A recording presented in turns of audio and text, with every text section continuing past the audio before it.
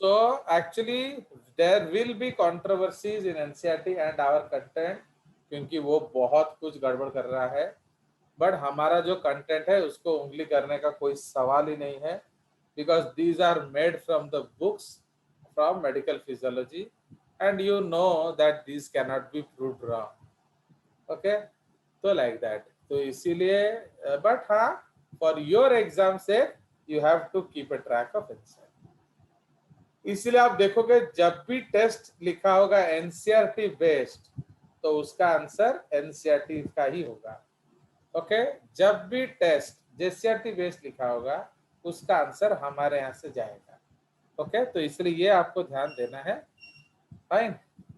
अब ये हमारा मजबूरी है, हम किसी एक पैटर्न को फॉलो नहीं कर सकते, क्योंकि केवीपीआई कभी भी एनसीईआरटी का आंसर एक्सेप्ट नहीं करेगा.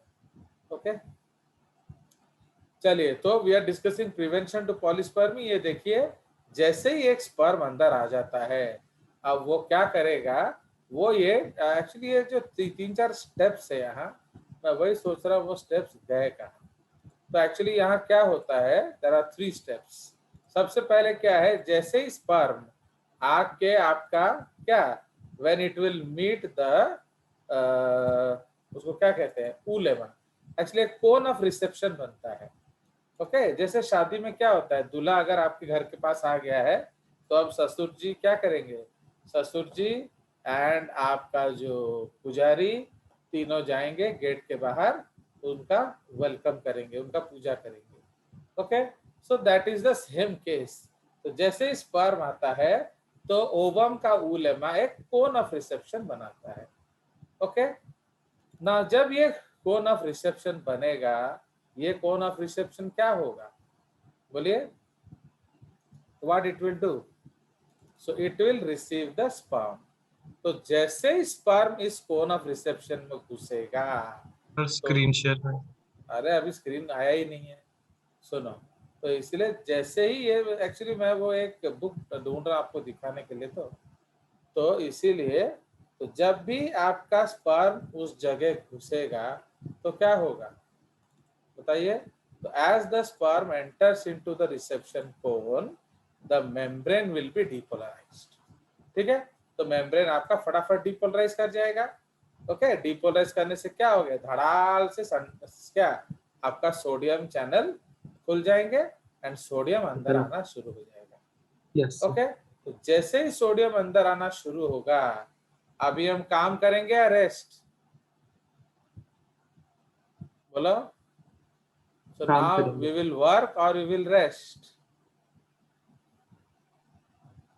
बोलो. We have to work. तो ठीक है, यस सर, तो काम अब करेंगे. हमें काम करना है. तो जैसे ही हमें काम करना है, तो अब हम क्या करेंगे, तो we will, okay, call calcium ion. Okay, देखो ये मैं बता रहा हूँ ना, ये सब आपका स्टेप्स है. somehow these steps have been deleted and I have doubts on अर्पित, उसने ही डिलीट किया होगा. चलिए, या सत्य सार्थक. ओके, तो देख रहे हो, सो ये स्टेप्स एक्चुअली वहां से गायब हो गए हैं. चलिए, तो देख रहे हो, तो दिस इज द फर्टिलाइजेशन कोन और कोन ऑफ रिसेप्शन. दिख रहा है ये स्क्रीन. यस. सो ये cone of reception formed in the oocyte. तो 5 blocks develop to check polyspermy. तो पहले फास्ट ब्लॉक, तो as soon the sperm head gets in contact with fertilization cone, it causes the opening of sodium channel. तो इसको क्या बोलते हैं, depolarization. Okay, of the ulema and calcium wave is stimulated. तो अब कैल्शियम अंदर आएगा. तो जैसे ही कैल्शियम अंदर आएगा क्या होगा, तो calcium wave results in dissolving of sperm and egg membrane at the site. Components of sperm head, neck, mid-piece of sperm enter the cytoplasm. Tail is left outside. देख रहे हो, तो ये सारा कुछ लिखा हुआ है इधर, टेल छूट जाता है बाहर. Calcium waves also causes exocytosis of, आपका कैल्शियम क्या होगा, वो आपका माइक्रोट्यूब्यूल्स माइक्रोफिलामेंट्स को एक्टिवेट कर देगा. तो वो क्या करेंगे, कॉर्टिकल ग्रैन्यूल्स को बाहर भेज देंगे. तो जैसे ही कॉर्टिकल ग्रैन्यूल्स बाहर जाएंगे, तो अब आपका कॉर्टिकल रिएक्शन होगा, जोना रिएक्शन होगा. So what that is called slow walk. Cortical granules inactivate ZP3, okay, and hardens the entire zona pellucida. तो इसलिए जोना पेलुसिडा को हार्ड करना जोना रिएक्शन, ZP3 को इनएक्टिव करना कॉर्टिकल रिएक्शन। कैसे इनएक्टिवेट करेंगे, उसका नाम बदल देंगे। अंडरस्टूड? तो देन आपका रेडी हो जाएगा कौन। So actually these steps have somehow been deleted, okay, from our note. ये इधर होना चाहिए था, ओके। तो ये है कंसेप्ट, तो मैं इसको कर दूंगा चेंज, हो गया। तो अब नाउ अब हमने क्या किया, अंदर से देखो स्पर्म अंदर आया है, अभी उसको ओवम दिख ही नहीं रहा, क्यों? क्योंकि अभी उसे दूसरे लौंडों का फर्क है, ओके, इसका चिंता है, इसलिए वो उसने क्या किया, अब अंदर से दरवाजा मजबूत कर दिया, बाहर से नामो निशान मिटा दिया। अब वो निश्चित है कि कोई और नहीं आएगा। तो जब कोई और नहीं आएगा, अब थोड़ा बीवी को झांक लिया जाए, okay, so now it will look at the female, but as you know, female is still sleeping, it is inactive, secondary oocyte nucleus, okay, arrested at which stage of cell division? Metaphase Metaphase 2 of meiosis 2, ठीक है। Actually I am happy today because marks आ रहा है धीरे धीरे, और भी आएगा। देखो अगर हर दिन प्रैक्टिस करोगे ना तो मार्क्स जरूर आएगा। तुम लोग क्या है, प्रैक्टिस कुछ भी नहीं करते हो, तो इसीलिए यू आर रिच चिल्ड्रन, तो आप लोग को कोई डर नहीं है, इसलिए आप लोग घर में कुछ भी प्रैक्टिस नहीं करते, तो इसलिए अब हम लोग जबरदस्ती हर दिन 1 या 2 MCQ टेस्ट देंगे ही देंगे। ओके, सत्य सार्थक आया कि नहीं? वो फिर मेरे को बोल रहा है कि मेरा डिस्कनेक्ट हो गया एंड सो ऑन। वो कालू क्लास कर रहा होगा, फिर इधर बोल देता है डिस्कनेक्ट करते। चलिए अब क्या करें बताओ। ओके चलिए, तो this is the case. So now what happens, तो ये हमारा क्या हो गया, अब आपका जो है स्पर्म कोई आएगा नहीं।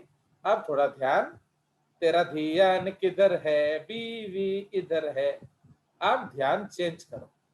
तो जैसे ही अब हम ध्यान चेंज करेंगे, अब जो रिलीज किया स्पर्म ने अंदर, क्या क्या रिलीज किया, न्यूक्लियस, तो that is called male pronuclei, it is ready to fertilize the female, but जब वो तैयार हो जाए। पॉइंट नंबर 2, उन्होंने क्या दिया, प्रॉक्सिमल सेंट्रियोल। तो ये सेंट्रियोल क्या करेगा, ये मदद करेगा cell division. Understood? It will help in cell division process, okay, जो आपका क्लीवेज प्रोसेस। नंबर 3 उसने क्या दिया, MPF-IF and anaphase promoting complex, ठीक है। तो ये जो MPF-IF है, ये क्या करेगा, एग का MPF को इनएक्टिव कर देगा, एंड क्या करेगा, इट विल एक्टिवेट द क्या, it will initiate the anaphase. तो इसलिए आपका एनाफेज 2 स्टार्ट होगा, एंड आपका cell will complete oogenesis, oh god, after 25 और प्लस इयर्स ऑफ वेट, है कि नहीं। तो सपोज वो लड़की का 25 साल हुआ था, प्लस आपका 2 महीना, क्योंकि वो माँ के पेट में से रेडी था, तो देख रहे हो, तो 25 साल 2 महीना के बाद पिया मिलन हुआ होगा, एंड आपका क्या होगा, बोलिए, अब मियोसिस कंप्लीट हो गया। तो इसलिए ध्यान दीजिए, meiosis in females is only completed in those eggs which have either क्या, मेड बेबीज, और विच हैव बीन मिसकैरिड, और which have been aborted. Understood? चलिए, तो इस जो इसको हम लोग क्या कहेंगे, ये step 5D, that is called capacitation and activation of ovum. Arpit Babu, Yes, sir. अभी एक्चुअली अर्पित पढ़ रहा है, तो आई एम लाइकिंग हिम, तो he is reading, he is not cheating his daddy mummy, वो बहुत परेशान थे। तो आप जितना आप अच्छा करोगे उतना सबको अच्छा लगेगा, हमें भी अच्छा लगेगा। So I am very happy and I congrats you. And pull up your work और मेहनत करिए। मेरे को कब मजा आएगा बोलो तो, जब 30 के 30 बच्चे फुल में फुल मार्क लाएंगे, तब जजेस को कलेजे में ठंड पड़ेगा। क्या वो दिन आएगा कभी, बताइए? Yes, sir. So what do you feel that will that day come one day in this session? One day नहीं, every day। तो इसीलिए अपना मेहनत को बहुत एक्टिवेट करिए, ठीक है? और मैं अपने तरफ से जो कर पाऊंगा मैं वो करूंगा। Okay, just today only I paid for the renewal of the, क्या वो जो जो वेब, मेरा जो वेबसाइट है उसका रिन्यूअल पैसा दिया आज ही, समझ रहे हो? तो क्योंकि अभी हम बहुत टेस्ट करेंगे, हर दिन आपका टेस्ट करने का कोशिश करूंगा मैं। एंड अभी तो जो छुट्टी होगा 15 दिन, तो बैटरी स्कूल क्लासेस बंद हो जाएंगे, तो हर दिन 2-3 टेस्ट मार दूंगा। ओके, चलिए। सो तो वेरी गुड अर्पित। अब देखो ये हमने जो 5 है, व्हाट इज दिस स्टेप 5? बोलिए। ये हम लोग फर्टिलाइजेशन कर रहे थे, कब से चल रहा है, बट एनसीईआरटी में 4 लाइन दिया है, समझ रहे हो? Yes. तो आप सोचिए कि कितना डेंजरस है फर्टिलाइजेशन, एंड उधर कुछ दिया ही नहीं। ओके, यहाँ इतना टेंशन है, उधर तो 4 लाइन में हो गया। चलिए, सो दैट इज द केस। अब तो now the meiosis is completed and we have the ooted nucleus। तो जो ooted nucleus है वो NC component है, and it is known as what? Female pronuclei. And वो पेयर अप करेगा किसके साथ? मेल के साथ। अंडरस्टूड? तो ये है आपका फीमेल प्रोन्यूक्लिया। तो जैसे ही फीमेल प्रोन्यूक्लिया बनेगा, सेकेंड पोलर बॉडी आउट होगा, आपका फर्टिलाइजेशन जो स्टेप है उसका 5D step completed, which is actually called what? Capacitation of ovum या एक्टिवेशन ऑफ ओवम। बट ये स्टेप भी स्कूल में नहीं दिया है। You see these are diagrams from great books. अब देख रहे हो कि नहीं? आपको ये डायग्राम कहीं भी दिखा है बुक्स में या कालू फालू में? तो No, वो sir. यहाँ एक No, sir. वहां एक सर्कुलर न्यूक्लियस लगा देते हैं। अरे भैया मेटाफेज 2 में अरेस्टेड है, सर्कुलर कैसे होगा? तो देख रहे हो? तो see the collection of my figures. चलिए, प्लस यहाँ आप कैटेगरिकली देख रहे हैं 2 पोलर बॉडीज है, तो ये मैं किसी ना किसी अच्छे बुक से ही उठाया हूं ना, तो फिर आपको 3 से क्यों टेंशन है? तो लाइक दैट। तो आप देखिए ये कोरोना रेडिएटा, जोना पेलुसिडा। तो कोरोना रेडिएटा तो गए हो, बट जोमा पेलुसिडा अब क्या हो गया? अब जो स्पर्म आएगा वो उसको अभेद कर देगा। अंडरस्टूड? तो इसलिए स्पर्म अभेद उसको कर देगा। चलिए, तो इसलिए sperm penetrates corona radiata, sperm undergoes acrosome reaction and penetrates zona pellucida, sperm and oocyte plasma membrane fuse, pronuclei of ovum and sperm fuse. तो वो अभी वो फेज 3 बहुत जल्दी वो ले आया, तो इतना जल्दी वो नहीं होता है। अब चलिए, अब है एम्फीमिक्सिस। एक्चुअली एक स्टेप वहां छूट गया, दैट इज एम्फीमिक्सिस। तो व्हाट इज एम्फीमिक्सिस? अब आपका मेल भी तैयार है, फीमेल भी तैयार है। मतलब मेल इज ऑल्सो राजी, फीमेल इज ऑल्सो राजी। क्या करेंगे जेजेंट का जी? तो अब 24 घंटा लगेगा ये दोनों प्रोन्यूक्लियाई के मिलन के लिए। एंड जब ये मिलन कंप्लीट होगा 2N2C जाइगोट बन जाएगा। Okay, till this 2N2C zygote is made, till amphimixis is क्या आपका कंप्लीटेड, यू कैन नॉट से इट जाइगोट। ओके, आप उसको जाइगोट नहीं बोल सकते। देख रहे हो कितना सीरियस कंटेंट सब है। Actually why I don't prefer NCERT is because वो ये सब डाइल्यूट कर देता है, मैंने उसका जो सीरियसनेस को हटा देता है। ऐसा लग रहा है जैसे कोई कार्टून फिल्म चल रहा है कि नहीं? तो देखो इतना कंटेंट है और तुम उसको सब खा गए। सो that is the main issue actually, otherwise I don't have any problem. इससे जो पहले एनसीईआरटी था उसमें तो था ना सारा कुछ। चलिए, तो इसीलिए एम्फीमिक्सिस जब हुआ आपका जाइगोट बना, एंड अब हम बोल सकते हैं कि कंप्लीट हो गया क्या, बोलिए फर्टिलाइजेशन। तो understood, so now our fertilization is complete. कोई शक? चलिए, तो अब हम चले जाएंगे अगले स्टेप पे, that is called cleavage division. Okay, उसको मैं क्लीवेज डिवीजन बोलूंगा। तो क्लीवेज डिवीजन का मतलब है ये एक ऐसा स्पेशल माइटोटिक डिवीजन है जो आपके जाइगोट को मरूला बनाता है। Okay, now why we call it mitosis, can you explain? उसको माइटोसिस बोलने का क्या जरूरत है? जल्दी जल्दी बोलो, ये टाइम आप लोग बहुत खा रहे हो, बीच का time. So I want your spontaneous answers. 2 cell 1 Yes, number 1, हर डिवीजन के एंड में 2 डॉटर सेल बनता है। पॉइंट नंबर 2, डिप्लॉइड से डिप्लॉइड बन रहा है। इक्वेशनल डिवीजन है। Yes, 2 and Yes. 2c. Actually, Adya, I expect more from you because when I give you more, I expect more from you. Diploid आप school में बताना, मेरे को बताने की कोई जरूरत नहीं है। मैं आपको हर जगह 2 and 2c बताया हूँ।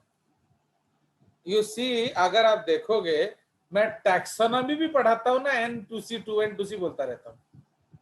तो don't you think I deserve more than that? आप अगर मेरा Yes, sir. क्लासेस देखोगे ना, जहां जेनेटिक्स का माँ बाप भी नहीं होगा, उधर भी मैं डिप्लॉयड ही बताता रहता हूँ। क्यों मालूम है? ये आपके ब्रेन में मिल जाना चाहिए।